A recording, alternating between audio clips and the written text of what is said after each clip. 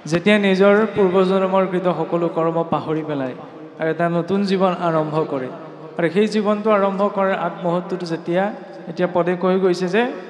জীৱে যত ভুঞ্জয় যত দুখ ভুঞ্জয় পৌগণ্ড কালত পৌগণ্ড মানে সেই অৱস্থা অৰ্থাৎ শিশুকালৰ পৰা যুৱকালৰ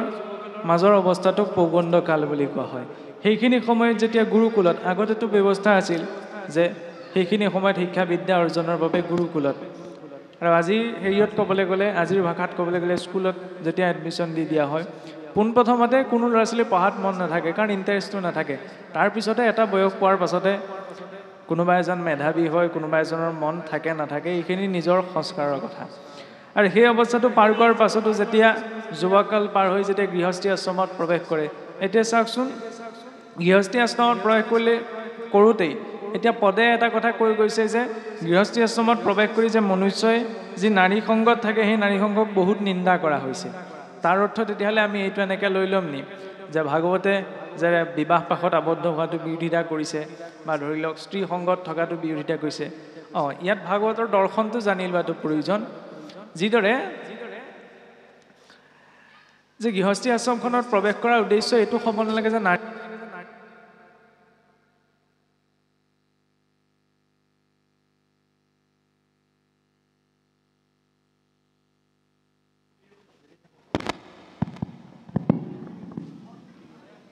ইউ ছিগনেলটো দিছেগৈ আৰু বেছি সময় নাই আৰু যাই হওক এতিয়া কি হয় যেতিয়া সেই অৱস্থা পাৰ কৰাৰ পাছতো গৃহস্থীজনৰ বাবে এতিয়া এইখিনি উপদেশ কপিল প্ৰভুৱে মাতৃ দেৱসূতিক দি আছে বৈৰাগ্যৰ বাবে গতিকে সেইবাবে আশ্ৰমৰ উপদেশসমূহ কেতিয়াও মানে ইটোৰ সিটোৰ সৈতে আমি যিটো কওঁ ইণ্টাৰপ্ৰিট হোৱা ওপৰা ওপৰি হ'ব নালাগে এতিয়া উদাসীন আশ্ৰমত থকা ব্যক্তিজনে যদি গৃহস্থী আশ্ৰমৰ উপদেশখিনি গ্ৰহণ কৰে তেতিয়া খেলিমেলি হ'ব ঠিক তেনেদৰে গৃহী লোকজনেও যদি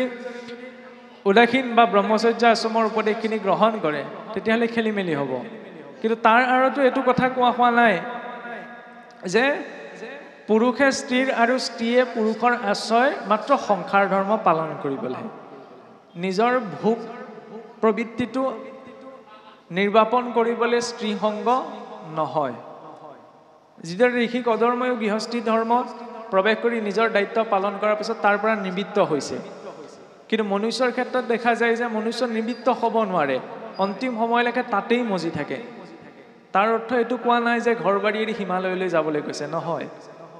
যে নিৰ্দিষ্ট এটা পৰ্যায় পোৱাৰ পাছত নিৰ্দিষ্ট কিছুমান কৰ্ম কৰাৰ পিছত তাৰ প্ৰতি আসক্তিটো অকণমান কম কৰাটো প্ৰয়োজন যদি আসক্ত হৈ থাকোঁ তেতিয়াহ'লে আমি সংসাৰৰ পৰা নিবৃত্ত হ'ব নোৱাৰোঁ গতিকে গৃহস্থী আশ্ৰমৰ লক্ষ্য কি নিজৰ কামখিনি কৰি লগতে নিজৰ ইষ্ট মিত্ৰ পৰিয়ালৰ যাৱতীয় সম্পদখিনি গোটাই দি এটা সময়ত নিশ্চিন্ত হোৱাটো এটা সময়ত তেওঁলোকৰ চিন্তা বাদ দিয়া যেনেকৈ গৃহী লোকজনে পোনপ্ৰথমেই যেতিয়া গৃহস্থী আশ্ৰমত থাকিব তেতিয়া বোলে কোনোবা আলহী এজন আহিলে বোলে আহক বহকহি নিজেই খোৱা বোৱা ব্যৱস্থা কৰিলে কিন্তু এটা পৰ্যায় পোৱাৰ পাছত এনেকুৱা হয় যেতিয়া ঘৰ বাৰী সকলো মাটি বাৰী নিজৰ ল'ৰা ছোৱালীক চমজাই দিয়ে তেতিয়া বোলে কোনোবা অতিথি এজন আহিছে বোলে আজি আপুনি ওলালেহি হয় তেতিয়া এনেকুৱা এটা অৱস্থা যেতিয়া বৃদ্ধকালৰ এটা অৱস্থা পোৱা গৈ যায় তেতিয়া ধৰি লওক ভবা হয় বোলে অতিথি এজন আহিলে বোলে আপুনি আহিলে হয় থাকিব ল'ৰা ছোৱালীয়ে কি যোগাৰ কৰি দিয়ে তাতে শুনিলে বোলে তহঁতক এৰিলোঁ দেই আলহী এজন আহিছে সেইটো এটা নিবৃত্তি কিন্তু কেতিয়াবা আকৌ এনেকুৱাও দেখা যায় সেই অৱস্থাটো আকৌ যে নাখায় আসক্তিটোও থাকে সেইটো বেয়া কথা কাৰণ ইতিমধ্যে বয়সৰ এটা ঈশ্বৰে এইখিনি ভোগ কৰিবলৈ দিলে সেইখিনি ভোগ কৰি পেলাই এতিয়া নিবৃত্তি হোৱাৰ সময়টো আহি গ'ল আৰু গতিকে সেইখিনি অৱস্থাটো নিবৃত্ত হ'ব নোৱাৰাটো গৃহস্থী আশ্ৰমখনৰ বেয়া কথা কিন্তু সেইখিনি সময়ত সেইকাৰণে আচলতে প্ৰথমতে ব্ৰহ্মচৰ্য গাৰ্হস্থ্য বানপ্ৰস্থ অলপমান আজৰি হোৱাৰ লগে লগে বেছিকৈ ঈশ্বৰৰ চিন্তা আৰু পাছত সন্ন্যাস মানে কি ইন্দ্ৰিয়সমূহ একমাত্ৰ ঈশ্বৰত অৰ্পণ কৰা কিন্তু সেই অৱস্থাটো যি কেৱল স্ত্ৰী সংগকে আশা কৰি আছে এনেকুৱা নহয় যে স্ত্ৰী সংগৰ আসক্তিটো এনেকুৱা যে পৃথিৱীতহে আছে এনেকুৱা নহয় স্বৰ্গটো ইমান প্ৰবলভাৱে আছে তাৰ আটাইতকৈ ডাঙৰ উদাহৰণটো চাওক যে গোটেই পৃথিৱীত আমাৰ মৰ্তলোকত যিমান বোলে সুন্দৰী যুৱতী আছে সেই সকলোৰে সৌন্দৰ্যতা যদি একগোট কৰা হয় আৰু তেনেকুৱা সহস্ৰ গুণ অধিক এগৰাকী সুন্দৰী হৈছে স্বৰ্গৰ এগৰাকী অপেশ্বৰী আৰু তেনেকুৱা হাজাৰ হাজাৰগৰাকী অপেশ্বৰীৰ অধিপতি হৈছে ইন্দ্ৰ কিন্তু ইন্দ্ৰ কি হৈছিল সেই সোপাটো তুষ্ট নহ'ল আহি পেলাই পৃথিৱীলৈ নামি আহিলে গৌতম ঋষি পত্নী অহল্যাক অকলে দেখি পেলাই তেওঁৰ ওপৰত কাম ভাৱ উপজিলে তাৰ অৰ্থ কি আসক্তিটো এনেকুৱা নহয় যে এইখন জগততে আছে গতিকে সেই আসক্তিটো যদি আমি ঢিলা কৰিব নোৱাৰোঁ স্বৰ্গলৈ যোৱাৰ পাছতো যে সেইটোৱে আমাক লটি ঘটি কৰাটো বাদ দিব সেইটো ভবাটো ভুল কাৰণ কাম ক্ৰোধ লোভ এই তিনিটাক নৰকৰ এণ্ট্ৰিৰ বাবে তিনিখন দুৱাৰৰ লগত তুলনা কৰা হৈছে কম বেছি পৰিমাণে কাম ক্ৰোধ লোভটো সকলোৰে আছে থকাটো স্বাভাৱিক খালি ইহঁতক নিয়ন্ত্ৰণৰ ব্যৱস্থাটো লাগে কাৰণ কাম এনেকুৱা এটা বস্তু যে নিজৰ উৎপত্তি হৈ তেওঁ নিজৰ পৰিচয় দি পেলাই মায়া মাতৃৰ আগত কৈছিলে যে মই কোন হয় মাতৃ শুনা যে ত্ৰৈলোক্য জয় মোৰ আছে পঞ্চবান যাহাৰ ভয়ত ত্ৰিভুৱন কম্প মান শংকৰ ব্ৰহ্মা কজিনী আছুবাহুবলে কোনে মোক জিনিবে ক ইটোৰ ভিতলে কামে নিজৰ অভিব্যক্তি ত্ৰৈলোক্য ত্ৰিভুৱন জয় কৰিব পৰা মোলে 5 প্ৰকাৰৰ জম্ভন স্তম্ভন সন্মোহন বিজিম্ভন এই 5 প্ৰকাৰৰ বান আছে যাহাৰ ভয়ত ত্ৰিভুৱন কম্পমান যাৰ ভয়ত বোলে গোটেই ত্ৰিভুৱনৰ দেৱী দেৱতা কম্পমান হৈ থাকে কেনেকৈ বোলে শংকৰ ব্ৰহ্মাক জিনি আছো বাহু বোলে হৰমোহনত মহাদেৱৰ অৱস্থা এইফালে ব্ৰহ্মাদেৱৰ সৰস্বতীৰ প্ৰতি আসক্তিৰ প্ৰসংগত আমি বিচাৰি পাওঁ নহয় গতিকে এই দেৱী দেৱতাসকলকে লটি ঘটি লগাই দিছোঁ কোনে মোক জিনিত বেক ইটোৰ ৰবিতলে গতিকে এই সৌৰমণ্ডল আকৌ মোক জয় কৰিব পৰা কোন আছে ক্ৰোধ মহুৰ শৰৰ ঘাৱে হৃদয় বিদাৰে কৈতবা লুকাইব লোক দেখি অন্ধকাৰে হৰি ভগতি কজিতো নম্ৰ ভাৱে কৰে তাহাক ৰাখিব মই এহি অগ্নিশৰে ক্ৰোধ যেতিয়া কাৰোবাৰ মন মগজত উঠিবলৈ সন্মুখত পিতৃ মাতৃ পুত্ৰ ভাইজা আপোন পৰ কোন আছে বিচাৰ কৰিবলৈ ধৈৰ্য নাথাকে সেইকাৰণে কৈছে মুহুৰ শৰৰ ঘাৱে হৃদয়ে বিদাৰে বাকীবিলাক ঘায়ে মগজুত আক্ৰমণ কৰে ভৰিত আক্ৰমণ কৰিলে বা হাতত আক্ৰমণ কৰিলে কেনেবাকৈ অস্ত্ৰাঘাত কৰিলে ক্ৰোধে চিধাই কিহত আক্ৰমণ কৰে হৃদয়ত বা অন্তৰত কিন্তু যি হৰি ভগতিক যিটো নম্ৰভাৱে কৰে তাহাক ৰাখিব মই এহি অগ্নিশৰে যে ক্ৰোধৰ প্ৰয়োজনীয়তাও আছে যিখিনিত অধৰ্ম হ'ব অধৰ্মটোৰ বিৰোধিতা কৰিবলৈ ক্ৰোধৰ প্ৰাসংগিকতা আহি পৰিব সেইখিনিত ক্ৰোধে সৎৰূপত ক্ৰিয়া কৰিব তাৰ বিপৰীতে ক্ৰোধৰ যিমান প্ৰয়োগ হ'ব সেই সকলো জীৱৰ অৱনতিৰ বাবে কাৰণ ক্ৰোধাত ভৱতি সন্মোহাত স্মৃতিভংসাদ বুদ্ধিনাশ প্ৰণশ্যতি ধ্যায়ত বিষয়ন পুংস সংগাস্তে সুপজায়তে সংগাত সংজায়তে কামাত ক্ৰোধাত ভিজায়তে কিবা এটা কথা ভাবোঁতে পাবলৈ কামনা সৃষ্টি হওঁতে হওঁতে তাৰ পৰা বিষয় উপজে বিষয়ৰ পৰা সেই বিষয়টো নোপোৱালৈকে ক্ৰোধ আৰু ক্ৰোধ যেতিয়া উপজে তেতিয়া বুদ্ধি নাশ হয় বুদ্ধি নাশ হ'লে জীৱৰ অধোগতি হয় লোভ বোলে বিশ্ব ব্ৰহ্মাণ্ডত যিমান বোলে মানুহক অহিত কৰিব পৰা কিবা বিষয় আছে তাৰ একেবাৰে শীৰ্ষস্থানত আছে লোভ কেনেকৈ ব্ৰহ্মাণ্ড ভিতৰে দেখি উকতো মিয়াই লোভিয়াত পৰে মনো ঈশ্বৰ মন্দনাই যত পাৰে মানে তাৰ ভাল নকৰিব ভকতি খলিত কৰি যাতনা কদিব পৃথিৱীলৈ যিমান অধম লোক আছে তাতকৈ আটাইতকৈ শীৰ্ষস্থান আছে লোভটোৱে ধৰ্ম মাৰ্গতো বহুত খেলি মেলি কৰে সেইকাৰণে কৈছে লোভিয়াত পৰে মনুষ্যৰ মন্দ নাই যত পাৰে মানে তাৰ ভাল নকৰিব কেনেবাকৈ ধৰ্ম মাৰ্গলৈ অকণমান চিন্তা আহিলেও লোভটো জগাই পেলাই ভ্ৰষ্ট কৰাৰ সম্ভাৱনা থাকে লোভ আহি যাব পাৰে নহয় লোভ কৰিবলগীয়া সংসাৰত বিষয়বস্তু ঢেৰ আছে গতিকে এই তিনিওটাক নিজৰ বল বুদ্ধি বিদ্যাৰ বলত এতিয়া নিয়ন্ত্ৰণ কৰাটো সম্ভৱ নহয় কিন্তু যি আসক্ত হৈ পেলাই গৃহস্থী আশ্ৰমখনত প্ৰৱেশ কৰে তাৰ মূলতে এই তিনিটা বস্তু নিয়ন্ত্ৰণত নাথাকে সেইকাৰণে তেওঁ অধোগতি প্ৰাপ্ত কৰিব লাগে অন্তিম সময়ত কি হয় পাছত পাঠে কৈছেগৈ যেতিয়া বৃদ্ধ বয়সত এটা অৱস্থা শৰীৰ অৱস হৈ পৰেগৈ তেতিয়া বোলে পুত্ৰ ভাইজাই বোলে নিজেই নাখায়ো নমৰে আমি কয় বোলে নিজেও কষ্ট খাইছে আনকো কষ্ট খুৱাইছে এনেকুৱা কিছুমান কটু বাক্য যে আমি কিছুমানে শুনিবলগীয়া হয় সেইবিলাক চব পূৰ্বৰ আৰ্জন এতিয়া আমি কৈ আছোঁ শৰীৰ ভালে আছে কাৰণে নাকে কাৰণে আমাৰ নিজৰ কি অৱস্থা হয়গৈ কোনে জানে সেইকাৰণে আমি সেই অৱস্থাসমূহলৈ নিজকে প্ৰস্তুত কৰি ৰখাটো প্ৰয়োজন যাতে তেনেকুৱা এটা অৱস্থা আমি প্ৰাপ্ত নহওঁ। কাৰণ এই জীৱনটোত আমি যিমানবিলাক আসক্তি প্ৰকাশ কৰিলে সেই আসক্তিবিলাক অন্তিম সময়ত আমি তাৰ সামান্য জাতকা এটা হ'লেও পাই যাবই লাগিব। সেইটো আমি এইখন সংসাৰত দেখি থৈ যাম। মুখেৰে কিবা এটা খাবলৈ বিচাৰিম কিন্তু খাব নোৱাৰা হ'ম, কাণেৰে কিবা এটা শুনিব বিচাৰিম কিন্তু শুনিব নোৱাৰা হ'ম, কিবা এটা ক'ব বিচাৰিম সেইটো ব্যক্ত কৰিব নোৱাৰিম। এনেকুৱা স্থিতি আমাৰ মৃত্যুৰ আগমুহূৰ্তত উৎপন্ন হয়। মৃত্যু ঘপককৈ হৈ যোৱা এটা প্ৰক্ৰিয়া নহয়। ডাক্তৰে বোলে নাৰ্ভছ চেক কৰি পেলাই ক'লে বোলে বোলে নাথাকিলে আৰু মৃত হ'ল, কিন্তু তেতিয়া তেওঁ মৃত হৈ নাযায়। আমাৰ শৰীৰত পঞ্চপ্ৰাণ আছে, প্ৰাণ অপান ব্যান সমান উদান। আমি যদিও প্ৰাণবায়ু বুলি কওঁ, প্ৰাণবায়ুৰে 5 প্ৰকাৰ আছে। 5 প্ৰকাৰ প্ৰাণবায়ু ক্ৰমাৎ লাহে লাহে নিৰ্গত হয়। সেইকাৰণে চাবচোন কোনো আজিকালি বাৰু কিছুমান পৰিৱৰ্তন হৈছে। সাধাৰণতে যিকোনো লোক মৃত হ'লে 3 ঘণ্টাতকৈ কম সময়ৰ ভিতৰত তেওঁ মানে অন্ত্যেষ্টিক্ৰিয়া কৰা নহয়। কিয়? কাৰণ প্ৰাণ এই পঞ্চপ্ৰাণ সম্পূৰ্ণ ৰূপত ওলাই যাবলৈ 3 ঘণ্টা সময় লয়। ক্ৰমাৎ প্ৰথমতে প্ৰাণ, তাৰ পৰা অপান বায়ুৱে শৰীৰৰ উষ্ণতা নিৰ্ণয় কৰে, উদান বায়ুৱে শৰীৰৰ সমানতা, ব্যান বায়ু যি সমস্ত অংগত ব্যাপ্ত হৈছে সেই ব্যান বায়ু, শেষত একেবাৰে উদান বায়ু। এই 5 প্ৰকাৰ প্ৰাণ ওলাই যাওঁতে সময় লাগে। যেতিয়া নাৰ্ভ, কাৰণ আজি বিজ্ঞানীওতো কৈছে যে নাৰ্ভছটো আপোনাৰ চলি থকা বন্ধ, হাৰ্টটোৱে কাম কৰা বন্ধ কৰাৰ পাছতো 3 ঘণ্টালৈকে চকুযোৰ ভাল হৈ থাকে, নহয়নে? 4 ঘণ্টালৈকে লাংছ অৰ্থাৎ হাওঁফাওঁযোৰ ভাল হৈ থাকে। গতিকে মৃত্যু ইমান সহজ প্ৰক্ৰিয়া নেটো চলি থাকে, মৃত হৈ পৰি থাকে। সন্মুখত কোনে কি কান্দিছে চব দেখা পায়, কিন্তু সি একো ব্যক্ত কৰিব নোৱাৰে। সেইটোক কোৱা হয় ভৈৰৱী যাতনা। প্ৰত্যেক মনুষ্যই সেইটো ভুগিব লাগিব এইটো জীৱনত আমি যি কৰিলোঁ। আৰু চাবচোন আটাইতকৈ ইণ্টাৰেষ্টিং কথা, সেই কান্দি থকা মানুহকেইটাই পিন্ধি থকা অলংকাৰকেইটাও খুলি থৈ দিয়ে।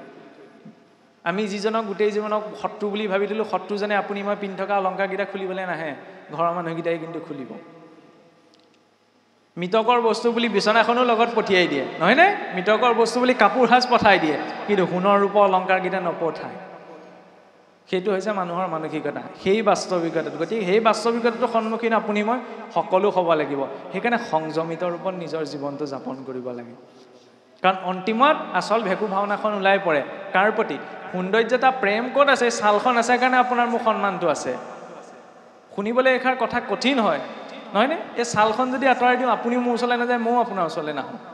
গতিকে ছালখনৰ নিমিত্তেইটো গোটেই জীৱনটো নহয়। আজিকালি চাওকচোন সংসাৰত এতিয়া আজি বৰ্তমান সমাজত বিশেষকৈ যুৱ প্ৰজন্মৰ মাজত যিমানখিনি সমস্যা দেখা গৈছে সকলোজনিতটো এই বিবাহজনিতই, নহয় জানো? এই যে দেখা দিয়া যায় বোলে 2 দিনমান চিনাকি হৈ লৈ পেলাই ল'ৰাই বোলে ছোৱালী লৈ পলালে, ছোৱালী বোলে ল'ৰাৰ কাৰণে পলালে, তাৰ পৰা সেইটোকে আমাৰ উদাহৰণ কৰা বোলে এয়া হৈছে প্ৰকৃত প্ৰেম, সকলোকে এৰি থৈ আহিছে। এতিয়া ভাবি চাওকচোন, যি সংসাৰ আটাইতকৈ দুখ হৈছে প্ৰসৱ বেদনা মাতৃগৰাকীয়ে প্ৰসৱ বেদনা সহ্য কৰি সেই সন্তানটিক জন্ম দিলে, নহয়নে? নিজেই নাখাই নবৈ ডাঙৰ দীঘল কৰিলে। সেইখিনিত চাওকচোন আমাৰ ল'ৰা ছোৱালীক যদি সোধা হয় প্ৰেম বুলি ক'লে চিধাই মনলৈ আহে গাৰ্লফ্ৰেণ্ড বয়ফ্ৰেণ্ডৰ কথা, মাক বাপেকৰ কথা কিন্তু মনলৈ নাহে। কাৰণ মানসিকতাত এইটোত সোমাই আছে প্ৰেম মানে কি ল'ৰা ছোৱালীৰ মাজত যিটো হয় সেইটোহে প্ৰেম। পিতৃ মাতৃৰ জৰিয়তেও যিটো প্ৰকাশ পায় সেইটো প্ৰেম বুলি কিন্তু মানসিকতাত নাই। নহ'লেনো চাওকচোন যি পিতৃ মাতৃয়ে গোটেই জীৱনটো লগালে ডাঙৰ দীঘল কৰিবলৈ, প্ৰসৱ বেদনা হৈ সেই সন্তান জন্ম দিলে, সেই প্ৰেমক ছাইডলৈ থৈ পেলাই এই 2 মাহ 3 মাহ 6 মাহতে চিনাকি হ'ল বোলে গ'ল বোলে পলালে, সেইটো প্ৰেম কেনেকৈ হ'ব? আপুনি ভাবি চাওকচোন। পৰিস্থিতি সাপেক্ষে কোনোবাই কিবা কৰ্ম কৰিছে তাত আমাৰ কৰিবলগীয়া নাই, কিন্তু এইবিলাক যে বেছিকৈ বৃদ্ধি পাইছে ইয়াৰ মূলত আছে প্ৰকৃত দৰ্শনটোৱে নাই। আমি কাৰ পিছত দৌৰিছোঁ? ছালখনৰ পাছত, ল'ৰাই হওক বা ছোৱালীয়ে হওক। ভাতৰ পাতত নিমখকণ সোৱাদৰ নিমিত্তে প্ৰয়োজন, নহয়নে? ভাজিকণ কিয় লাগে? যাতে উপকৰণ দ্ৰব্য হিচাপত খাই পেলাই ভাল লাগে, কিন্তু গোটেই জীৱনটো কেৱল ভাত ভাজি গোটাই থাকিবলৈকে নহয়। ঠিক তেনেদৰে এই ক্ষেত্ৰতো আসক্তিৰ ক্ষেত্ৰতো এইখিনি সকলো সাধাৰণ গৃহস্থী আশ্ৰমখন পালন কৰিবলৈ, কিন্তু তাৰ পিছত দৌৰি ফুৰিবলৈকেই নহয়। কাৰণ এইসকলৰ ভিতৰত দৌৰি ফুৰিতো স্বৰ্গ দেৱতাসকলেও শান্তি পোৱা নাই। দেৱতাসকল বাৰে বাৰে মৰ্তলৈ কিয় আহিব লগা হয়? কাৰণ তেওঁলোকো কোনোবাখিনিত তুষ্ট নহয়। সেইকাৰণে ভাগৱতৰ এতিয়া পাঠে কৈ গ'ল যে পূৰ্বতে, আজিকালিহে কৈছে, আগতে আপোনাৰ দেৱকৰ্মৰ নামত পিতৃকৰ্মৰ নামত বহুতো হিংসাজনিত কৰ্মও প্ৰচলন আছিল, নহয়নে? মহাপুৰুষৰ সময়তো আপোনাৰ কামাখ্যা ইত্যাদি এনেকুৱা ধৰণৰ মন্দিৰত নৰবলিলৈকে প্ৰচলন আছিল। কিন্তু সেইবিলাকো চাবলৈ গ'লে বাম মাৰ্গত শাস্ত্ৰসন্মত হয়, কিন্তু তামসিক। কিয় তামসিক? সেইটো খণ্ডন ভাগৱতে কৰিছে। কাৰণ কোনোবা এটা জীৱ এটা নষ্ট কৰি যদি কোনোবাই সৎগতি পায়ো পাই নাপায় তাত প্ৰশ্নবোধক আছে কিন্তু যদি পায়ো পাই পেলাই কি হ'ব গোটেই জীৱনটো কোনোবা এজন লোকে বোলে বহু পুণ্য কৰ্ম আচৰণ কৰিলে অন্তিম সময়ত তেওঁ পুণ্যৰ চেকপাতখন পাব চেকপাতখন লৈ কলৈ যাব স্বৰ্গলৈ যাব স্বৰ্গত গৈ তাক ভোগ কৰিবগৈ ভোগ কৰাৰ পাছত কি হ'ব পুণ্যক্ষয় ভলে দুনাই নৰকত মজে ইয়ালৈকেতো উভতি আহিব লাগিব আৰু এনেকুৱাকৈ অধোগতিত পতিত হ'ব লগা হয় তাৰ উদাহৰণ স্বয়ং সেই ইন্দ্ৰদেৱ এটা কল্পন মহাৰাজ জয়ন্তও ইন্দ্ৰৰ আসনত আছিল কিন্তু কাউৰী হৈ নামি আহিব লগা হ'ল কম ডাঙৰ কথা নে মহাৰাজ নহুকুতো এটা সময়ত গৈ স্বৰ্গৰ ৰজা হৈছিলে অজগৰ হৈ নামি আহিব লগা হ'ল মনুষ্যৰ কথা তেতিয়া আমি সাধাৰণ মানুহৰ কথা কল্পনাই কৰিব নোৱাৰোঁ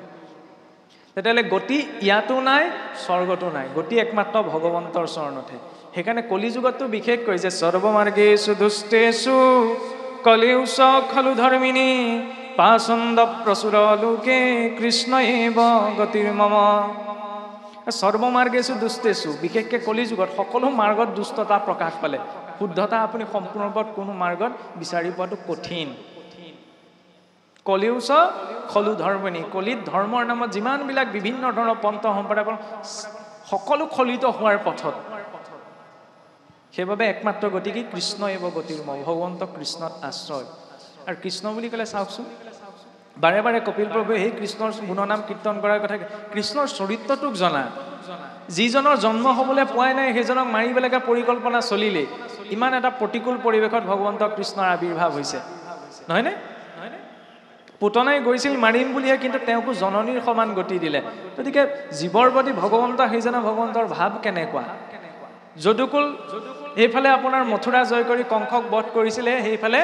আপোনাৰ জৰাসন্ধৰ আক্ৰমণৰ প্ৰভাৱত তেওঁ নিজৰ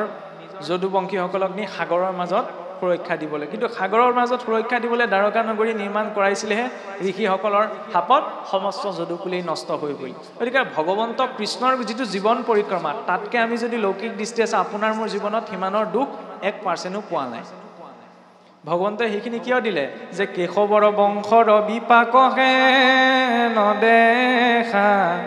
ইটো সংসাৰত সামাই নৰকোন লেখা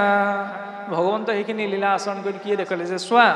মই লীলা আচৰণ কৰিলে সংসাৰলৈ অহাৰ কাৰণে সংসাৰৰ প্ৰকৃতিত সংসাৰখন হৈছে দুঃখালয় মই শাশ্বতম গতিকে ই মোক কেনেকুৱা গতি কৰি দিলে গতিকে মানুহৰ কথাটো আমি ভাবিবই নোৱাৰোঁ সেইকাৰণে কপিল প্ৰভুৱে কৈছে যে হে মাতৃ তুমি এই নৰ মনুষ্য শৰীৰটোক কেৱল আসক্ত নহয় কেৱল একমাত্ৰ হৰিক ভজনা কৰা সমস্ত ইন্দ্ৰিয় প্ৰবৃত্তি শৰীৰ অৰ্থে লগোৱা কিবা এটা খাইছোঁ কেৱল পেটৰ ভোক নিমিত্তিৰ বাবে নহয় ঈশ্বৰৰ অৰ্থে কাৰণ শৰীৰত ঈশ্বৰ বৰ্তি আছে গতিকে তেওঁৰ আধাৰত এই শৰীৰটোৰ আয়ুসীমা যিমান দিনলৈকে আছে সিমান দিনলৈকে চলিবলৈ শুদ্ধ বস্তুটো মই শৰীৰটোক দিম কিবা এটা কৈছোঁ কাৰোবাৰ কল্যাণৰ অৰ্থে কিবা এটা কৰিছোঁ কাৰোবাৰ কল্যাণৰ অৰ্থে কেৱল নিজৰ কল্যাণ নহয়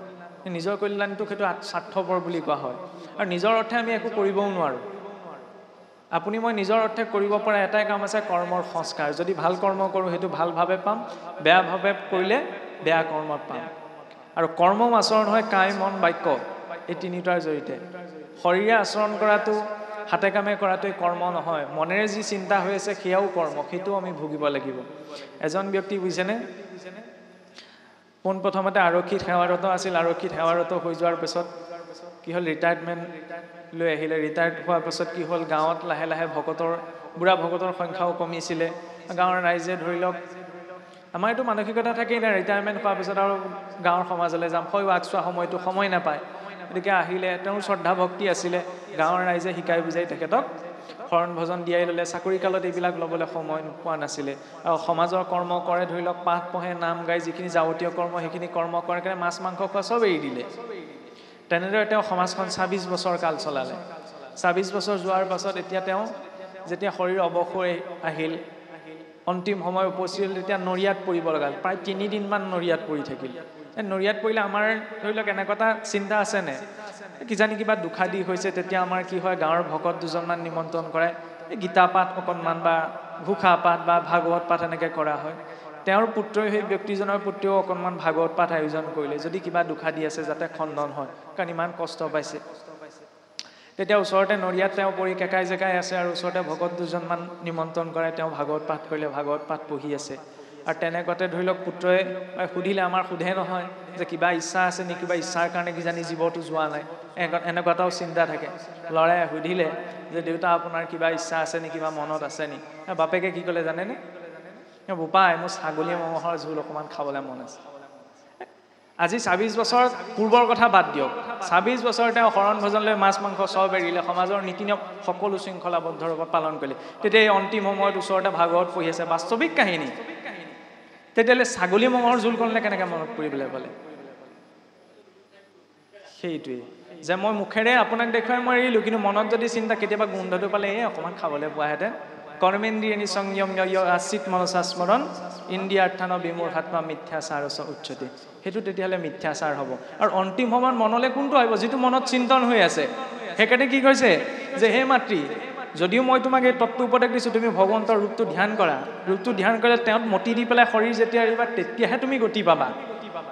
তোমাৰ পুত্ৰৰ ৰূপত স্বয়ং ঈশ্বৰে জন্মগ্ৰহণ কৰিলে, তাৰ জৰিয়তে তুমি গতি নোপোৱা। কম ডাঙৰ কথানে? বসুদেৱৰতো সেয়াই হৈছিল। নাৰদেৱক ক'লেগৈ যে স্বয়ং জগতৰ ঈশ্বৰে মোৰ পুত্ৰৰ ৰূপত আৱিৰ্ভাৱ গ্ৰহণ কৰিলে, কিন্তু তথাপিচোন এতিয়ালৈকে মই কৃষ্ণক ঈশ্বৰ ৰূপত ভাৱনা কৰিব পৰা নাই। তেতিয়াতো নাৰদদেৱে বসুদেৱক সেই নিমিনৱ সিদ্ধ সংবাদৰ কথা কৈ শুনাইছিল, আৰু তাৰ জৰিয়তে ভগৱন্তক কৃষ্ণত ঈশ্বৰ ভাৱটো উপজিছিল। পুত্ৰ ভাৱটো আঁতৰি পুত্ৰ বুলি ভাবিব পাৰোঁ, কিন্তু সেই ভাৱটো বন্ধন। ভজিলে সদায় ঈশ্বৰৰ ভাৱতেই ভজিব লাগিব। আৰু যেতিয়া কৃষ্ণৰ সেই দিব্যৰূপ ধ্যান কৰিছে তেতিয়াহে বসুদেৱে গতি পাইছে। গতিকে আমি জীৱনত কিবা এটা ঢেৰ কিবা কিবি পাইছোঁ, সেইটোতো দূৰৰে কথা। পুত্ৰৰূপতো যদি ঈশ্বৰক পাওঁ তেতিয়াও গতি সম্ভৱ নহয়, যেতিয়ালৈকে আমাৰ নিত্য ঈশ্বৰৰ ৰূপ চিন্তন ঈশ্বৰ ৰূপত সম্ভৱ হৈ নুঠে। আৰু এই উপদেশ দি কপিল প্ৰভু স্বাশ্ৰম নিজৰ গৃহ ত্যাগ কৰি পেলাই সাংখ্যযোগ প্ৰৱৰ্তনৰ বাবে গৃহ এৰি গুচি গৈছে। আৰু সেইগৰাকী মাতৃয়েও তেতিয়া পুত্ৰ শোকত কন্দা নাই। তেতিয়া তেওঁ গম পালে যে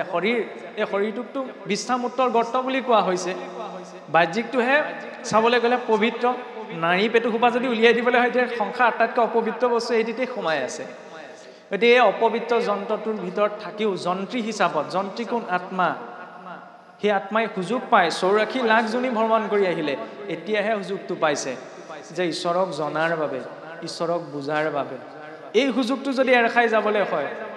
আকৌ যে এই সুযোগটো পাম তাৰ কোনো গেৰেণ্টি নাই। সেইকাৰণে নিজৰ দায়িত্ব কৰ্মসমূহ নিষ্ঠা সহকাৰে পালন কৰি, কাৰণ যাৰ কৰ্ম তেওঁ ভুগিবই লাগিব। কৰ্মফলৰ পৰা আপোনাক মোক কোনেও ৰক্ষা কৰিব নোৱাৰে। এনে নহয় যে অধৰ্মৰে মই ধেৰ টকা অৰ্জন কৰিলোঁ, তাৰে কিছু টকা যদি মই ধৰ্মৰ নামত লগাওঁ, এইটো ভবাটো কিন্তু বহুত ডাঙৰ অন্ধবিশ্বাস যে তাৰ জৰিয়তে মোৰ পাপখিনি কাট খাই যাব। সম্ভৱ নহয়। আজি আপোনাৰ পৰা মই এটকা এটা লাভত ল'লোঁ নে? এইখিনি কথা চাবলৈ গ'লে কিছু লোকসকলে ক'ব এইবিলাক একদম ইমপ্ৰেক্টিকেল কথা, কিন্তু জীৱনটোত আমি নিজৰ জীৱনটোতে বিশ্লেষণ কৰি চালে গম পাওঁ। মই আপোনাৰ পৰা এটকা এটা লাভত ল'লোঁ, ভাবিলোঁ যে এটকা এটা লাভ হ'ল, নহয়নে? সেই এটকাটো যিমান দিন জমা ৰাখিম সিমানে তাৰ গুণা হৈ হৈ বাঢ়ি বাঢ়ি গৈ থাকিব, আৰু সময়ত মই সেইটো উভতাবই লাগিব কিবা এটা দুখ ৰূপত। এইটো সৃষ্টিৰ নিয়ম। তাৰ পৰা স্বয়ং ব্ৰহ্মাও বাচিব নোৱাৰে, কাৰণ ব্ৰহ্মা পদতনো কোন অধিষ্ঠিত হয়গৈ? জীৱসকলৰ মাজৰে এজন। সেই ব্ৰহ্মায়ো যদি ক'ৰবাত ঋণ থাকে, সেইকাৰণে আমাৰ আধ্যাত্মিক দৰ্শনত কোৱা হয় কেতিয়াও কাৰোবাৰ পৰা ঋণ ল'ব নালাগে, কাৰণ জীয়াই থকা অৱস্থাত যদি সেই ঋণ পৰিশোধ সময়মতে কৰিব পৰা নাযায়, তেতিয়া সামান্য বস্তু এটাৰ কাৰণে মই যদি কথা দিলোঁ নহয় যে মই আপোনাক এই বস্তুটো দিম দেই, নিদিয়াকৈ যদি শৰীৰ এৰিবলৈ হয়, মই যিমানেই ডাঙৰ শ্ৰেষ্ঠ ভক্ত নহয়, সেইটো দিবলৈ হ'লেও মই উভতি আহিব লাগিব সংসাৰলৈ। ঈশ্বৰৰ নিয়ম ইমান কপকপীয়া। সেইকাৰণে নিজৰ কৰ্মখিনিক লৈ সদায় সতৰ্ক, কাৰণ আমাক গতি কৰ্ম সংস্কাৰেহে দিয়ে। আৰু সেই কৰ্ম সংস্কাৰ একেবাৰে নিলিপ্ত হ'ব পাৰিব সেই অন্তিম সময়ত ঈশ্বৰ চিন্তনত, যেতিয়া কোনো ধৰণৰ বন্ধন নাথাকিব। কিন্তু আমি যে সকলোৱে সেই স্থিতিটো পোৱাটো সম্ভৱ আমি ক'ব নোৱাৰোঁ। সেইকাৰণে আমি শিকি বুজি, নাক কাণ চকুমুখ ভালে থাকোঁতে এতিয়াৰ পৰা শিকি বুজি নিজৰ কৰ্মসমূহ শুদ্ধ কৰি যদি লৈ যাওঁ, নিশ্চয়কৈ শুদ্ধ গতি পোৱাটো সম্ভৱ। আৰু ইয়াৰ পাছত সেই আই দেৱহূতিয়ে আন্তৰিকভাৱে ভগৱন্তৰ ৰূপ ধ্যান কৰি পেলাই যি স্থানত শৰীৰ আছে, এতিয়াও ভাৰতবৰ্ষত সেই স্থান আছে সিদ্ধিপদা নামত। তাৰ পৰা এখন নৈ উৎপত্তি হৈছিল সিদ্ধিদাৰ নামত, যি স্থানত কপিল প্ৰভুৰ মাতৃ স্বয়ং মনু দুহিতা আই দেৱহূতিয়ে ভগৱন্তক চিন্তি শৰীৰ এৰিছিল। গতিকে শৰীৰটোত দুখ কষ্ট এনেকুৱা নহয় যে স্বয়ং ভগৱন্তৰ পিতৃ মাতৃ অংশ অৱতাৰ যাৰ সকলৰ সৈতে জন্মগ্ৰহণ কৰিছে, ভগৱন্তচোন তেওঁলোকৰ দুখ কষ্টই হৰণ কৰিব পৰা নাই। অজামিলেও আমি এইখিনিলৈকে জানো যে অজামিলে পৰোক্ষ ৰূপত নাৰায়ণৰ নাম স্মৰণ কৰিলে তেনেকুৱাতে বিষ্ণুদূতে ৰক্ষা কৰিলে সিমানখিনিলৈকে আমি জানো কিন্তু সেইখিনিতে অজামিলে গতি পোৱা নাই নহয় অজামিলে নাৰায়ণ বুলি মাতিলে সেইফালে ভগৱন্তই ভাবিলে মোকেই মাতিছে দিলে বিষ্ণুদূত পঠাই যমদূতৰ পৰা জীৱটোলৈ শৰীৰটোত ভৰাই দিলে চিধাই বৈকুণ্ঠলৈ লৈ যোৱা নাই অজামিলৰ শৰীৰত জীৱটো ভৰাই দিলে তাৰপিছত অজামিলৰ অনুতাপ হৈছে যে পূৰ্বতে অজামিলটো ভাল আছিল এই বনলৈ গৈ যেতিয়া যজ্ঞৰ বাবে সমিধা আনিবলৈ গৈছিল তেতিয়া বিশ্বাস দেখি পেলাই নিজৰ মনটো চঞ্চলিত হৈহে তেওঁ বিশ্বাবৃত্তিত প্ৰবৃত্ত হৈছিল পূৰ্বতে এজন ডাঙৰ সাধক আছিল তেতিয়া সেই পূৰ্বৰ পুণ্যৰ কথা মনত পৰিলে যে মই কি আছিল আৰু কি হৈ পৰিলোঁ আজি পৰোক্ষ ভাৱত ভগৱন্তক মতাৰ কাৰণে ভগৱন্তই মোক উদ্ধাৰ কৰিলে আৰু মই এই বিশ্বাস প্ৰবৃত্তিত লাগি বিশ্বাস পতিত হোৱাৰ বাবে সকলো ধৰ্ম কৰ্ম ভস্ত যোৱালোঁ মোতকৈ আৰু মহাপাপী কোন আছে সেই নৰিয়া গাৰে উঠি উঠি গংগাৰ পাৰলৈ গৈছে গংগাৰ পাৰত গৈ বহি পেলাই ভগৱন্তক চিন্তা কৰিছে তাৰপিছত আকৌ বিষ্ণুদূত আহিছে শৰীৰ এৰিছে তেতিয়া তেওঁ গতি পাইছে যেতিয়ালৈকে নিজৰ ভিতৰত অনুতাপ অনুভৱ নহয় তেতিয়ালৈকে বিষ্ণুদূত আহিলেও গতি সম্ভৱ নহয় গতিকে আমি নিজে অনুতপ্ত হ'ব পাৰিছোঁ নে ভাগৱতৰ মাৰ্গ অনুতাপ হোৱাৰ হাততালি বজোৱাৰ মাৰ্গ এইটো নহয় কোনোবাই কিবা এটা কথা ক'লে যেতিয়া আমি ভাল লাগে তেতিয়া আমি হাততালি বজাওঁ নহয়নে ভাগৱতৰ মাৰ্গত কিন্তু হাততালি নহয় আপুনি মই অনুতাপ এটা লৈ উভতিব লাগিব যাতে সেই চিন্তাটোৱে সদায় খাওঁতে উঠোতে বহুতে ক্ৰিয়া কৰে তেতিয়াহে ভক্তি পৰিপুষ্ট হ'ব কিন্তু বোলে গ'লোঁ ভাল লাগিলে এই কথাকেইটা শুনি পেলাই কিছুৱে আকৌ ভাগৱতলৈ যায় আপোনাৰ বইল ভাতকেইটা খাই হ'লে ভাল লাগিলে দেই ঘিউ দি দিছিলে পাতিব লাগে কি পাতিছেগৈ কি বাৰু সেইখিনি আমি ঘৰটো ব্যৱস্থা কৰিব পাৰোঁ নহয়নে সেইখিনিত আমাৰ গুৰুত্বতা হ'ব লাগে তাৰ পৰা গৈ কি আহিলে ইয়াৰ পৰা কি লৈ গ'লোঁ যদিও আপুনি মোকো উপদেশ দি লাভ নাই ময়ো আপোনাক উপদেশ দি লাভ নাই কাৰণ কৰিমটো সেইটোৱে মই নিজৰ যিটো ঢুকি পামগৈ সেইকাৰণে কোৱা হৈছে কম বেছি পৰিমাণে সকলো মনুষ্যই নিজকে শুদ্ধ বুলি কৰাটো সম্ভৱ নহয় সেইবাবে এটা সিদ্ধান্ত আছে যে মানুহে ভুল কৰাটো মানুহৰ প্ৰকৃতি তাক মানি লোৱাটো হৈছে সংস্কৃতি আৰু তাক শুধৰাই লোৱাটো হৈছে প্ৰগতি সেয়া লাগিলে কায়িক স্তৰতেই কৰিছোঁ বাচিক স্তৰতেই কৰিছোঁ মানসিক স্তৰতেই কৰিছোঁ বা শাৰীৰিক স্তৰতেই কৰিছোঁ গতিকে এই ভুলখিনি শুধৰাই কোনখিনিত আমাৰ ভুল হৈছে কাৰোবাক কিবা দুখ দিছোঁ নি সেই চিন্তাৰ যেতিয়া আমি আগবাঢ়িম তেতিয়া চাব নিজৰ গোটেই জীৱনটোৱে ভক্তিপূৰ্ণ হৈ পৰিব সেইকাৰণে কোনোবা এজন কবিয়ে ক'ৰবাত কিবা এটা প্ৰসংগত লিখিছিলে ইমান সুন্দৰকৈ ভক্তি যেতিয়া বোলে মানুহৰ খাদ্যত প্ৰৱেশ কৰে তেতিয়া সেই খাদ্যও প্ৰসাদ হৈ পৰে